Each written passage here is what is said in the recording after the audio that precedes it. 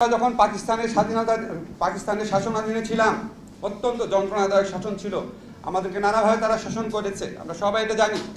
আমার প্রশ্ন, যখন আমরা পাকিস্তানি আমলে ছিলাম তখন কতজন পাকিস্তানি এই দেশে চাকরি করতো?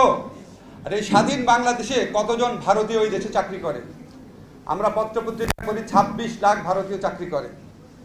বাংলাদেশের ছেলেরা চাকরি পায় না, রাস্তায় রাস্তায় ঘুরছে, আর ভারতে সেখানে চাকরি করছে। স্বাধীনতার পূর্বকালে বাংলাদেশ এই অঞ্চলে যখন নির্বাচন হতো, 70-এর নির্বাচন, সেই নির্বাচনে পাকিস্তানি শাসক গোষ্ঠী কোনো রকম হস্তক্ষেপ করে নাই।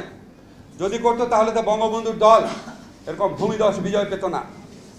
আর স্বাধীনতার পরে এই সরকারের আমলে অন্য দেশ থেকে আমাদের নির্বাচনে হস্তক্ষেপ করে বাংলাদেশের মানুষের ভোটাধিকার হরণ করা হয়। আপনারা প্রতিটি ক্ষেত্রে দেখবেন আমরা পাকিস্তান আমলে পাকিস্তান দ্বারা যতটা নিষ্পেষিত হয়েছি, যতটা অত্যাচারিত হয়েছি, যতটা শোষিত হয়েছি, তার চেয়ে অনেক বেশি এই স্বাধীন দেশে বসে ভারত দ্বারা শোষিত হই, ভারত দ্বারা অত্যাচারিত হই।